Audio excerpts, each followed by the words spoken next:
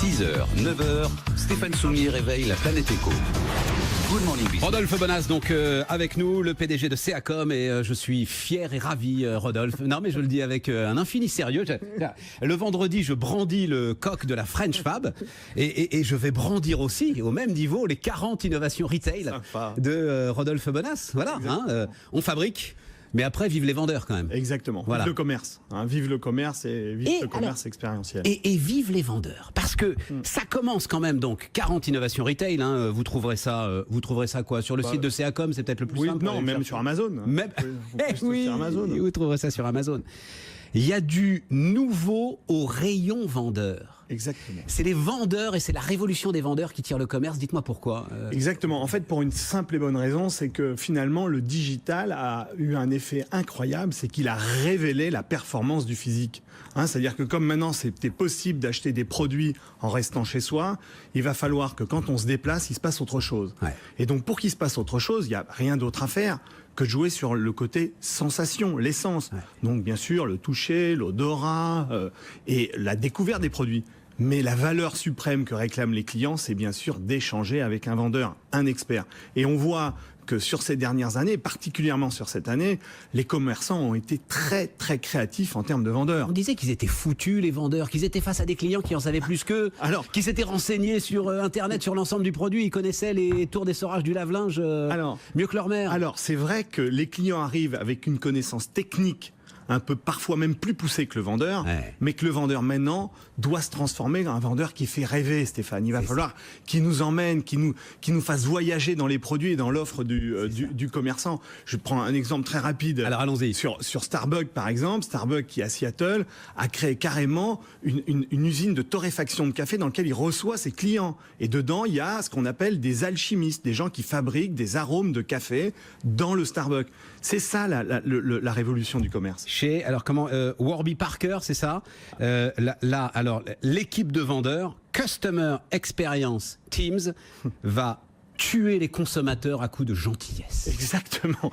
Rien que ça. Exactement. La gentillesse. Exactement. Ça, c'est le fondateur de Warby Parker qui a évoqué cette notion de la gentillesse en disant finalement c'est la bienveillance du vendeur vis-à-vis de ses clients pour sortir d'une relation marchande, mais pour justement rentrer dans une relation de bienveillance communautaire, voire même familiale dans certains cas. Vous racontez des expériences dingues. Il faut s'arrêter sur, on aura le temps pour une. Perch à New York, c'est peut-être le plus dingue. Oui, Perch à New York, en fait, c'est un magasin qui vend vous savez, de tout ce qui est équipement de la maison. Donc, il y a des fours, des cuisines, etc. Et puis, il y a des salles de bain et tout ça. Sauf que là, tout marche, tout est connecté. Tous les fours, vous pouvez faire griller votre poulet. Les plaques, vous pouvez faire venir avec un morceau de steak. Les douches, vous pouvez les essayer. C'est-à-dire, vous pouvez essayer les différents jets. Il y a 8 ou 9 jets. Vous pouvez prendre rendez-vous pour aller prendre votre douche. Et on a même testé les toilettes. Vous appuyez, ça marche aussi.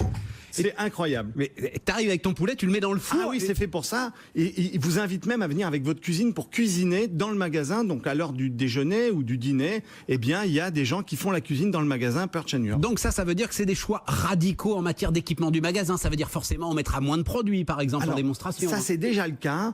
Et on met déjà beaucoup moins de produits, mais les produits qu'on met en avant, on va les rendre sensationnels. Bon, on a le temps aussi pour... Alors moi, celui qui m'a le plus bluffé, mais pardon, c'est... un caviste au Brésil. Oui, à Sao Paulo, oui, en effet. Tout est là, alors pour le coup, dans le design. C'est incroyable, oui. Exceptionnel design. Pardon pour ceux qui nous écoutent à la radio, et puis même, vous irez voir de toute façon le bouquin. Exceptionnel design pour mettre en valeur les bouteilles. Tout à fait. C'est un caviste qui est entre le caviste et Apple, finalement. Exactement. C'est assez génial.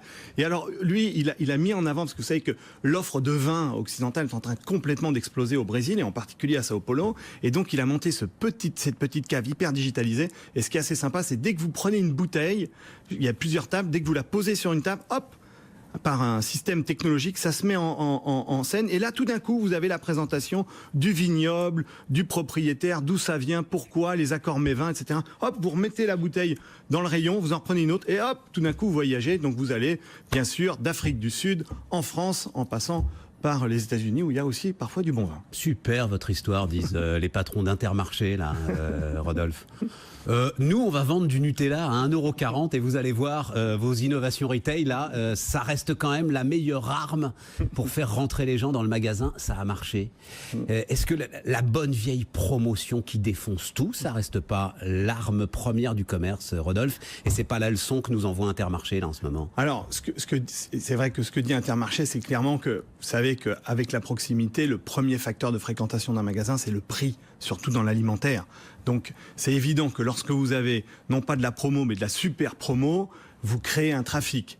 Après, l'expérientiel va vous permettre de le conserver. C'est ça. C'est bien ce qui va se passer. Parce que c'est sûr que là, l'expérience client a été tendue. Ah bah là, on peut dire, oui, là, voilà, un peu en matière d'expérience client. Piloter en magasin, je crois que ça a été un peu difficile parce qu'il va falloir à la fois contenter ses clients fidèles, contenter les nouveaux clients qui viennent pour la première fois, donc gérer les ruptures et gérer ses cohus, c'est pas évident. Mais il faut savoir aussi, Stéphane, que dans des super promos comme ça, il faut pas se tromper, hein.